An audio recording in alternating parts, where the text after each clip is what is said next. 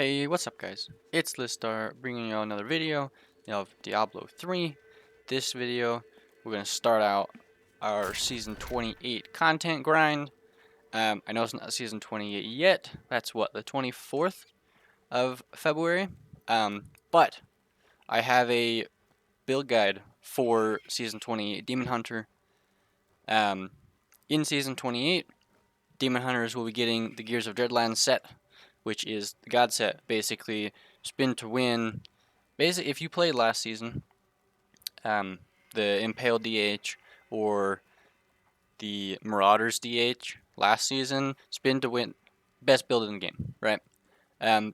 We have the God set, and God set is Hadrig's gift for Demon Hunters next season.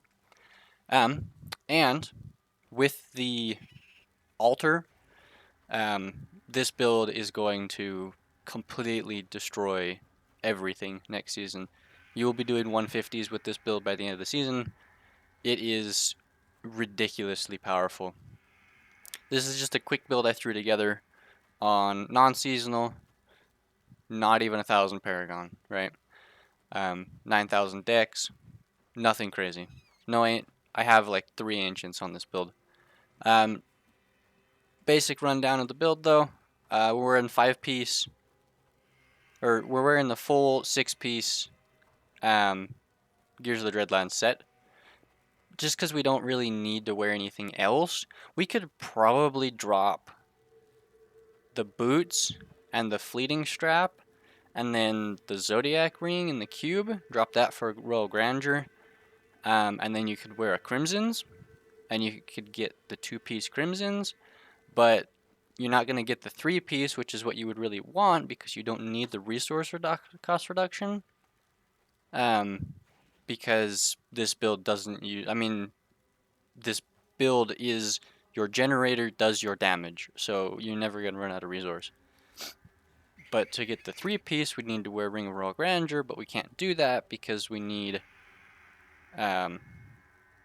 Focus and Restraint right here. So yeah, basic build, 6-piece Gears of Dreadlands, squirts for damage, Focus and Restraint for damage as well. It's another 100% damage increase, so that's 200% damage increase from our jewelry.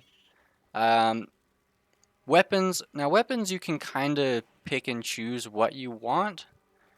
For the most part, right now I have a 10 clip on and a ballista. The ballista is really nice because it gives you a shield. Because this build is kind of squish. We only have 16 million toughness. And then Kempar, just because if you want to sit and spam Shadow, you can. You get that movement speed increase. I would prefer a Dawn in this spot here, because we need our Serious Satchel for the Hungering Arrow damage and the Pierce as well. So it's guaranteed to penetrate, right? So a Dawn here would be a little bit better, but it's not necessary, as you'll see. As far as gems go, Simplicities, Gogok, and Zays. Skills, as you see here. Preparation is really just if you want to sit and use Smokescreen. Most of the time I don't. So that's up to you, really. Strafe is a requirement, obviously. Vengeance requirement. And then your Hungering Arrow Generator requirement as well. And then I use a companion to help with the Hatred regen when, say, you're between large packs, right? You're moving from pack to pack of enemies. It just kind of helps keep your Hatred up a little bit. Thrill of the Hunt, Hatred Spenders. It slows all of our enemies when we use a Hatred Spender, and you're sitting and using Strafe the whole time. Night Stalker for the Hatred regen. Ambush, more damage. And then Archery, so we get that 8%. Right now we're getting 5% crit hit chance, which, not the greatest, but hey, what are you going to do? So, that would be that's the speed build. GR speed build, you just want to do T16s. that would be that. The gold farming build is really similar. All we do is swap out Gogok, or right here I swapped out Zaze for Boon of the Hoarder, the gold wrap belt, and drop Vengeance, or drop the Zodiac ring, which we're using to get our Vengeance back because we don't have a Dawn yet, for an Avarice band. Which it kind of works out because if we're picking up all this gold and stuff, we don't really need the damage reduction from Vengeance, and that's why we take Vengeance. So it kind of works out. And then the GR push build, we're going back to Wraps of Clarity. For that increased damage reduction, we get another 48% damage reduction.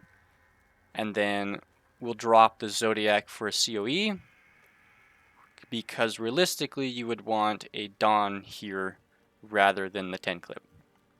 I'm not doing a lot of pushing on this build yet, so it doesn't really affect much, but if you would want a Dawn here because COE for damage, Dawn so you can keep your Vengeance up as long as you have 38% cooldown reduction is the minimum to keep up your Vengeance 100% of the time without any other cooldown attributes like Zodiac Ring.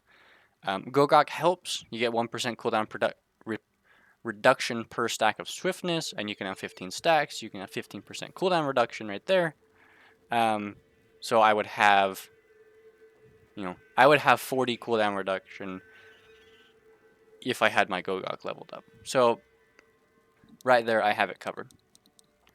So that's the build really. This build is already godly, and when this build came out in Diablo 3, it absolutely destroyed leaderboards. They had to nerf this build into the ground, and it is still insanely powerful.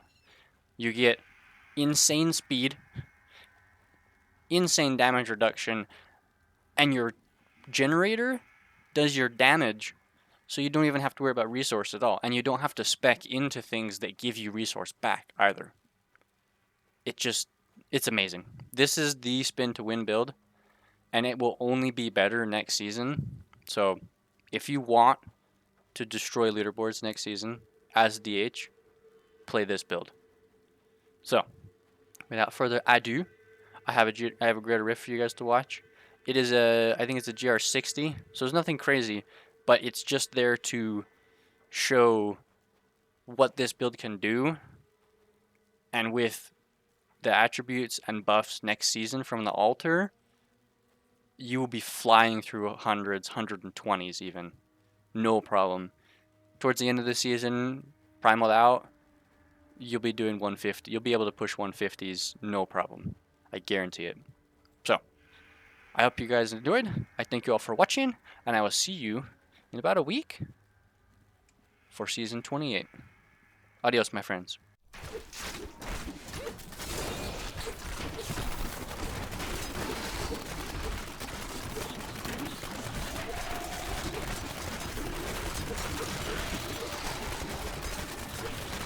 Your fear betrays you!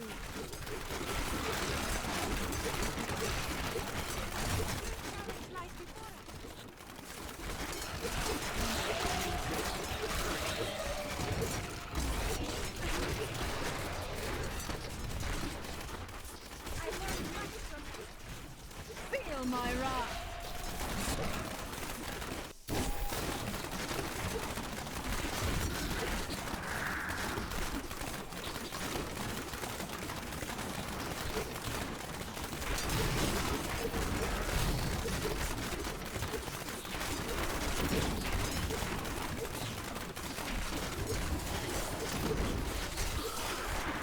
Darkness awaits you!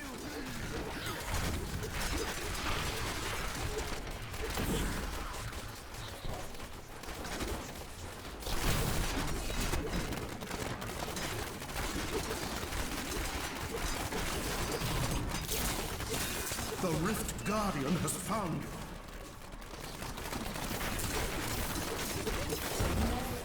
You have triumphed.